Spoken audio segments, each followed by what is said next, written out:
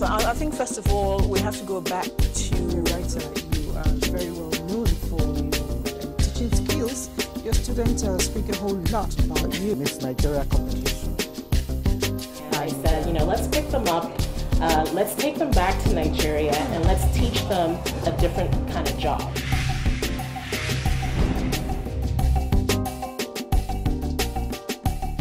My mother sensed war in her stomach, and so she raised me to fight. That is a quote from Hafsat. In another scenario, Sonia Johnson said, I am a warrior in the time of women warriors. The longing for justice is a sword I carry. My today's quotes typically explains my guest for the day. She is a fighter. She is a warrior.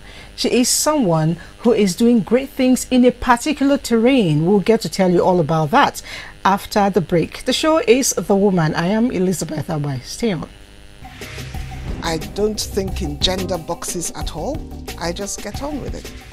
A man that would dare to ask the wife, who do you think you are? That is a real man. In fact, our husbands are our firstborns. The husband needs more attention than even the children. It's not only about work, it's not only about family. They need to take the time to look after themselves, and we don't do that. They took my money, I paid every fees. I never asked to be hoisted as a governor. I wanted to be allowed to go out there and contest for the position of governorship candidate first. There's nothing greater than looking back and seeing that while you were aspiring, you were able to inspire others. Power to women. Yes, we need to have more women, more multitaskers around Nigeria to get Nigeria working. Definitely.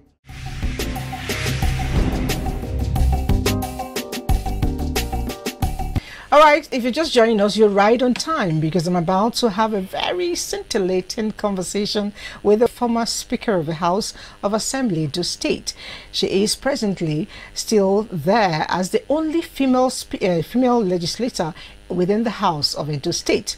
She's been there for the third time and she's still soaring even higher. She's doing great things. We'll get to find out what those things are. But then let me introduce my guest for today. She is my namesake, proudly so, Elizabeth Ativie. You're welcome. Thank you. Thanks for flying in from Benin to Abuja to have this conversation with us. I most appreciate this. Thank you very much. All right. And, I'm intrigued. I'm particularly excited, like I mentioned, you're my namesake, and I believe that people who are called Elizabeth are always pushing hard. You are carrying the sword of justice, especially for women, in politics, in a whole lot of things, education, economy, empowerment. But I also know that somewhere when you were in Kogi State as a little girl, you're born of a policeman. I kept wondering, as a 6-year-old child, when you were in the secondary school as an 18-year-old girl, did you ever imagine you would be this? Thank you so much. While I was growing, I just discovered that at every stage of my growth, even the primary school, I was always elected as the head girl. In the secondary school, I was also always elected as the prefect. Even when I was in the nursing school, I was always the leader, either for good or for bad. So I like that bit. Which one is good or bad? Yeah, good when we are advocating for better things for us, but bad when we feel that maybe we are not being well treated as students, or our hostels are not as it's supposed to be, or our food is not up to date, some kind of rioting and all that kind of situation that time. So that is why I say for good or for bad. But however, all that prepared me unknowingly for this job. And in the voluntary youth organizations, alma mater is service. Service to your country, service to your state, service to the people and all that. And each time you make positive suggestions that will lead to the development of young people, particularly the girl child, you find that it is taken with with a tip of the iceberg, and you just discover that you are not making an impact outside. And I begin to feel that, oh, it is better to be inside, to be a politician, to be in decision making, to be able to make the kind of impact I would love to make. And you know, in doing that, you've been given several names. One of them is the die-hard politician, you know, the female Amazon, and some say it's because of a whole lot of things you've done. But I want to even start from how you climbed. You had to contest severally. You know, you didn't give up. It was like, this is something I'm set to do and I must do it. A lot of people try once and then just go away and maybe collect one appointment or the other. You didn't give up. What was that propelling, you know, point for you? It's a passion, the passion to serve. If you have passion to serve, you are determined to serve, and you have something to give out. You have something to give out. That urge is there. In thick or thin, until you get to that place where you want to make that, you want to give that service, you want to actualize your ambition, your felt need for the people. You continue to push. For instance, I contested for the national presidency of the National Council of Nigeria at national level, being the only woman who ever attempted that since. I think that it's an umbrella body for all youth organizations in the country. Started in 1950 something, and since then to date, I've been the only woman who has contested that position before. In fact, when we were going for that contest, I was told that the northern youths will not vote for me because I'm a woman. I said, what? I said, okay, let's get there. So what I did, everything I did in Edo State as the chairman, I built that youth council secretariat, that youth house along Akpakpava Road. I built it. I raised the fund. I built it because I needed to leave a legacy behind. And every woman must make effort to leave a legacy behind. You must do something differently. You must do something that even the men have not done to be able to excel, to move to the next level. And for me, it will be a door open for other women. So I took all the pictures, everything I did. I had a very massive exhibition in front of the place where we did the Congress in Jos. And when these Hausa guys, they had a fixed mind, oh no, woman will not. But when they got to that place and saw those pictures, saw what the story changed. The story changed. And they voted for you. And they voted for me, and I became the first and ever female. That's as a youth attempted that place. And with all that experience, I felt that I needed to go into politics and bring all those experience to bear for the development. Indeed, you are a diehard and you didn't start today. But I'm wondering, with all your strength and push, you, for the third time running, have been the only woman in the House of Assembly. How have you been able to, you know, cope up with the male chauvinism that goes around there? I know it's a whole lot. Yeah. Well, I would say it is not easy. If I say it is easy, I'm lying. One, it's so difficult that you don't have your own peer, a woman, to be able to exchange ideas with or even share experience and all that. But I did not allow it to run me down or to cause me a setback. Rather, I made friends with the men. In their midst, I always believe that I position myself in such a way that I do not realize whether I'm even a woman or a man. You know, I said the man has one head, I have one head. Definitely. The man has two hands, I have two hands. Definitely. We went to the same primary and secondary school. So what is different? The difference is what you have upstairs, what you are bringing to the table. And if you make positive and concrete contributions to deliberations, either on the floor of the house or in our meetings, the day you are not in the meeting, it's cold. They will look for you. They will go asking for you. So someone asks, why are you always coming, when you don't even have a godfather? I say, yes, One, God is my godfather. But two, I have to work harder. I always go into areas nobody has gone into before. Like what endeared me to my people, that they kept on asking me to go back. And even if I contest tomorrow, they will say ask me to go back, is my free healthcare program. When I was campaigning, I discovered that we do not have enough, we don't even have a hospital. The Hon local government is the only local government that doesn't have a general hospital. And even the health centers that are there do not have doctors, they do not have adequate health care. So I said, since I have a basic nursing experience, let me go into that. You cannot solve all the problems, but take the one you can solve. Especially when it's close to your calling. Exactly. They call it hospital on the wheels. We go from community to community, expose our people to basic health care. And you know what we discovered? People have hypertension, people have diabetes, and they did not even see it as a medical issue. They see it as one uncle winch somewhere there, one auntie who did not want, because I have the first son, they want me to live and enjoy the fruit of my, that kind of stories. But we were able, our nurses were able to get them down, show them the test and say, this is what you're suffering. Gave them treatment, and they saw they were better. They can go to farm, they can enjoy themselves, and they believe. That's really impressive. And these drugs, hypertension, diabetes, is not something you can cure. They have maintenance drugs.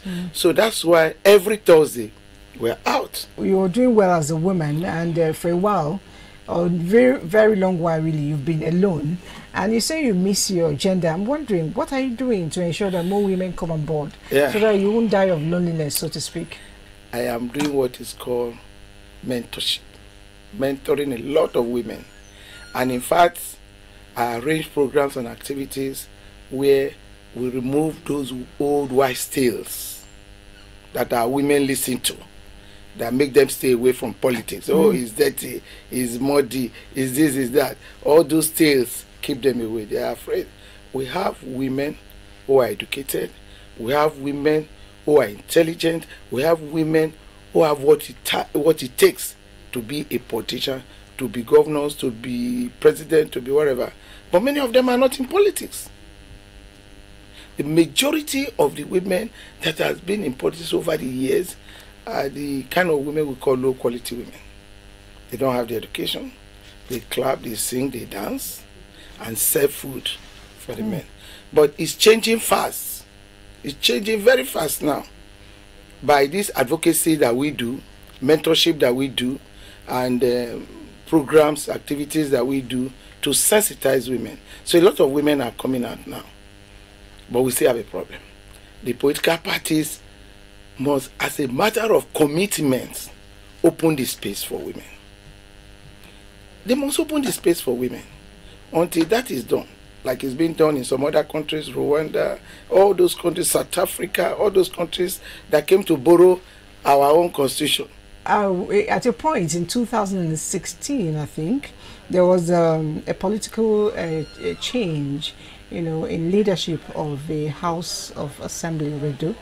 It was a very swift paradigm shift, generated a lot of media coverages, but you were the apex of it all, and I wouldn't want to speak. I would like you to enlighten Nigerians as to what really happened. Well, that is politics for you. In politics they have zoning, they have interests, and all sorts of manipulations here and there, some positive, some negative. But in this matter, I want to say very clearly that I was not asked to step down because I'm a woman. No. Okay. No. If for anything, those that are the helm of affairs in my state at that time would even prefer a woman. But it has to do with the zoning system. The governorship was zoned to Edo South, the speaker was zoned to Edo Central, and the deputy speaker was zoned to Edo North. But before that zoning came, we had already decided who our leader should be in the house. And that was how I emerged as a speaker. But when I became speaker, the issue came up. And party said, and you know, we're preparing for the governorship election at that time. So the party and all of us who are party men and women were anxious to win that election by all means. So all hands were on deck, and it was discovered that the whole senatorial zone was about being cut off from the leadership. So the party came up and explained, and as a party woman, I have to obey the party, and that was why I stepped down, so that the speakership will be given to Edo Central, and they will be carried along, so that we can win that governorship election. But we are hoping that the party will also pay us, reward us for that huge sacrifice that we made at that time in the near future. Yeah, definitely, they will. Now, Edo State is a state known for hardworking, you know, elegant women and all that put together.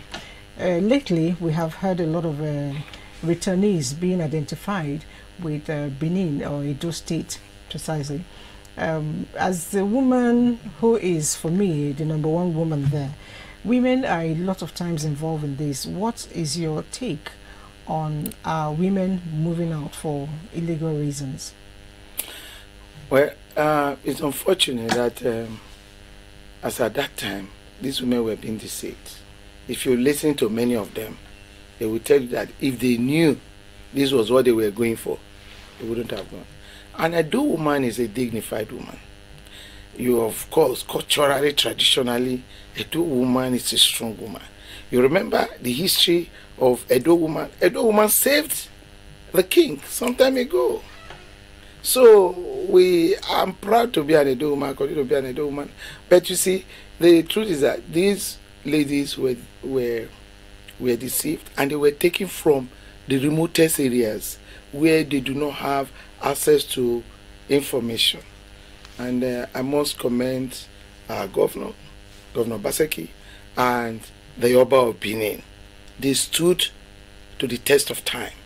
And you agree with me that when they came into the matter, handled the matter the way they should, the incident was reduced drastically. And today, our ladies are coming back home even by themselves. That's good news. They're coming back home even by themselves. But there's something which I discovered, which, we just said, because we are all Nigerians, which we just said, do you know that there were people from other states? Yes. Eastern states. And they came to Edo, and they used Edo name and Edo everything. And when they were not returning them, we now discovered that many of them are not Edo people. Just because it was rampant, Edo was the miracle center where they moved from. A lot of them, from the east, from Yoruba land, everywhere. They came and they just pick up an Edo name, and Edo woman will just help them to escape. But they are now all answering Edo. Well, we have accepted responsibility, and we are equal to the tax. Okay, now, do you really think, you mentioned earlier, do you really think Nigerian women are ready for the presidency? Oh, we are ready anytime, any day. You know, when I led female parliamentarians across the 36 states of the Federation to Mr. President, I see the joy in your face. I told Mr. President that we are ready. We are ready. We have. Only if the political parties can open the space and accommodate us. Not just so. Let them open the space and accommodate us. Because in the past, I don't want to mention parties, but in the past, there were deliberate attempts by various political parties to open the space for women. And that was why some political parties then made it mandatory for, if you have 3 delegates, 1 must be a woman. At that time, that is when you saw that the profile, the number of women in the Senate, in the House of Representatives, and the House of Assemblies rose. A situation where in the House of Representatives, you have only about 27 women. In the Senate, you have only about 7 women out of 109. That is unacceptable. Unacceptable. Well, you say, you as the women go and compete. Go and compete. We are ready to compete. Open the space. Let them come in and compete. So how do they open this space for men, and when it comes to the women, the space is closed? What's the criteria for the opening and closing? The reason is that those who take the decision are all men. And that caucus are the caucus who we meet and say this will be here, this will be here. I get you now. That's the space we say they should open. The game of politics. Why not co-opt a woman? Say, okay, since we are eight men here, no woman, we co-opt the woman leader. Or co-opt one powerful woman in your party. Or two. The men are listening. They will come around to it. Because the truth is, even in the Garden of Eden, I keep telling them, if the men were all enough, sufficient to do the job God wanted them to do, he wouldn't have bothered to make a woman join. So the minute they open the door, the earth becomes better for everyone. Thank you. But then, speaking about earth, I know that you always find time to relax. I know you're a mom, you're not just a politician, you're a whole lot of, you were first I'm a grandmother, yes. You were first a nurse, yes. You're a grandmother, you're a mom, you're everything. Yes. Now, apart from politicking, what do you do to relax yourself? Oh, I do sports. Like this morning now, I've done some jogging all over the place. Seriously? Yes, I do sports. I love sports a lot. And I love playing with my grandchildren. I love staying around them. If I need little time I have, I escape. I go and stay weekend with them. I love farming. Farming? Yes, I love farming, but little farming. Okay. Vegetable farming. I love to plant a corn, see the corn grow, harvest the corn, cook it and eat. For me, it's a joy. I just watch. So I love to see those things. Not big farming, but those small ones. Garden behind the house, help you to exercise yourself and come back again, But I love traveling. Okay. Somebody told me that because you're a daughter of a policeman, that's why you're very forceful. Yes, that's one of the reasons, because I grew up in the barracks. I actually grew up in the barracks. I left barrack when I was 18. Because those days, not now, where you find old children in the barrack, big boys. Those days in the barrack is a law that by the time your child is 18, you cannot stay in the barrack with you anymore. So you see parents struggling to make sure that they give their children the best of education. So that by 18, she's getting ready to go and marry. Oh. Yes. The girls by 18. If you are going to be a nurse, if you are going to be a teacher, whatever that is your passion, that is you want to do, your father as a policeman will do everything possible, and your mother, to make sure that you get high early, so that by 18, it's either you are getting married or you are in the hostel where you are doing your schooling or something. You can't remain in the barrack after 18. And that was very good. At that time, policemen were really training their children because of that rule. But now, those barracks, I don't know how they are now. And it toughened us to work hard. As early as 5 a.m. you are up, shining your father's shoes and clothes to go to... You did a lot of it. I see the way you're moving. Yes.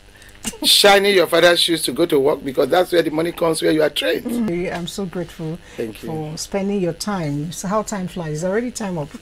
Thank you so much. Thank you so much. Well, if I didn't pick anything, I'll always remember that you said, if you fail, you should try again. And she didn't just say it. She actually has lived up to that. She failed severally during the election periods when she was trying to get to the house, but she never gave up. She tried until she is where she is at the third time. All right, it's a lesson for all of us. Whatever you think you want to achieve, set your mind to it. You definitely will make it. The program has been wonderful, speaking with Elizabeth Ativie, Right Honorable Member in the House of Assembly of Edo State. Do join us again next week. I'll bring another exciting personality. For now, it's bye-bye.